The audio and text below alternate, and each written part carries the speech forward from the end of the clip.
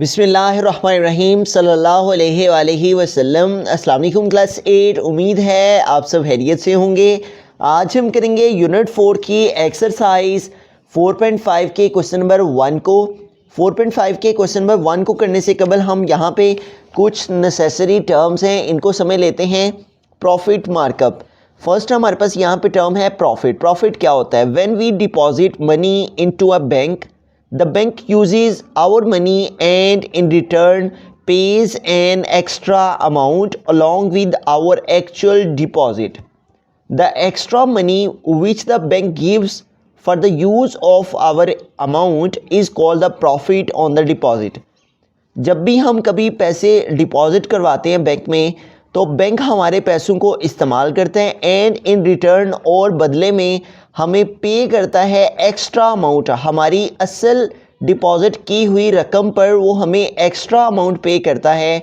The extra money which the bank gives for the use of our amount, वो हमारी amount को use करने के बदले में जो हमें एक्स्ट्रा मनी देता है उसे हम प्रॉफिट ऑन द डिपॉजिट कहते हैं। इसे आसान लफ्ज़ों में हम यूँ कह सकते हैं कि हम जो पैसे बैंक के अंदर रखते हैं उन पैसों को बैंक इस्तेमाल करके तो कुछ हमें एक्स्ट्रा अमाउंट जो है वो रिटर्न में पे करता है, तो इसे प्रॉफिट कहा जाता है। नेक्स्ट है मार्कअप। व्हेन वी बारो, जब हम उधार लेते हैं money from the bank to run a business, जब हम कारोबार चलाने के लिए बैंक से कुछ रकम जो है वो बारो लेते हैं और उधार लेते हैं। The bank in return receive some extra amount along with the actual money given.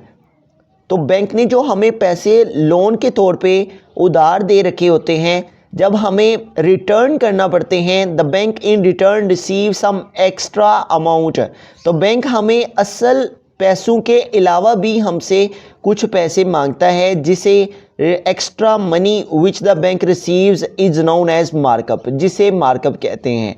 यानी कि बैंक से जब हम उधार लेते हैं तो उधार लेने पर जब वो पैसे हमें रिटर्न करने हैं तो रिटर्न करने पर हमें कुछ पैसे एक्स्ट्रा भी साथ में देना है, जिसे मार्कअप कहेंगे। नेक्स्ट है principal amount. The amount we borrow or deposit in the bank is called principal amount. वो पैसे जो हमारे अकाउंट में पड़े होते हैं उन्हें हम प्रिंसिपल अमाउंट कहते हैं। नेक्स्ट है profit markup rate. The rate at which the bank gives share to its account holders is known as profit markup rate. It is expressed in percentage. Profit markup rate ये होता है कि जब हम bank में कुछ रकम एक महसूस टाइम पीरियड के लिए रख लेते हैं, तो फिर उस टाइम पीरियड तक हम कोई भी पैसे जो है वो बैंक से विड्रॉ नहीं करवाते, नहीं निकलवाते। तो उन पैसों का महसूस टाइम के लिए हमारे अकाउंट में रहना, इससे बैंक जो है वो हमें कुछ शेयर्स देगा अकाउंट होल्डर को, जिसे हम प्रॉफिट मार्कअप रेट कहेंगे। और ये परसेंटेज में इसका एक्सप्रेशन किया जाता है, एक्सप्रेस किया जाता है इसे। नेक्स्ट है period. The time for which a particular amount is invested in a business. किसी कारोबार में जब एक खास टाइम के लिए जो इन्वेस्टमेंट की जाती है उसे हम टाइम पीरियड कहते हैं। तो अब हम फार्मूला को समझ लेते हैं कि अगर हमें प्रॉफिट को कैलकुलेट करना हो तो हमें कौन सा फार्मूला अप्लाई करना होगा। तो प्रॉफिट इक्वल होता है principal amount multiply time period and multiply rate. इन 3 वैल्यूज़ को मल्टीप्लाई कर दें तो हमारे पास जो है वो प्रॉफिट आ जाता है। प्रिंसिपल अमाउंट, टाइम पीरियड और रेट की मल्टीप्लिकेशन से जो भी प्रॉफिट मार्कअप होता है वो हमें मिल जाता है। अगर हम इसे दूसरे वर्ड्स में लिखते हैं अल्फ़ाबेट्स में, तो प्रॉफिट को आई लिखा जाता है, प्रिंसिपल अमाउंट को पी, जबकि टाइम को टी और रेट को आर से रिप्रेजेंट किया जाता है।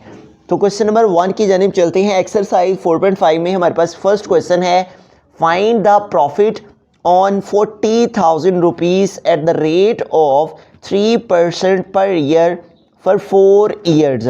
तो यहाँ पे हमें प्रॉफिट फाइंड करना है, तो हम लिखेंगे प्रॉफिट और ये हमें फाइंड करना है is equal to question mark आ जाएगा। जबकि सेकंड वैल्यू उसने हमें ये जो 40,000 रुपीज़ दिया हुआ ये हमारे पास यहाँ पे प्रिंसिपल अमाउंट है, तो हम यहाँ पे लिखेंगे प्रिंसिपल अमाउंट और प्रिंसिपल अमाउंट को हम पी से रिप्रेजेंट करेंगे और ये उसने हमें यहाँ पे दी हुई है 40,000 रुपीज़, तो हम इसको यहाँ पे लिख लेंगे 40,000 रुपीज़।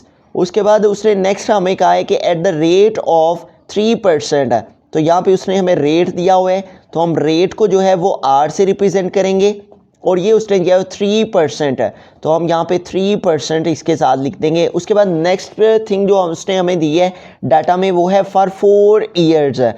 तो ये हमारे पास टाइम पीरियड उसने हमें जो दिया हुआ है, टाइम पीरियड जिसे हम टी से रिप्रेजेंट करेंगे और ये उसने हमें दिया है 4 ईयर्स है। अब हमें क्या करना है कि प्रॉफिट का फार्मूला जो हमने अभी अभी लर्न किया है उस प्रॉफिट के फार्मूला को हम मेंशन कर लेंगे। प्रॉफिट आई जो है वो इक्वल होता है principal multiply time multiply rate के। तो हम यहाँ पे फार्मूला अप्लाई कर लेंगे। हम यहाँ पे लिखेंगे एज वी नो,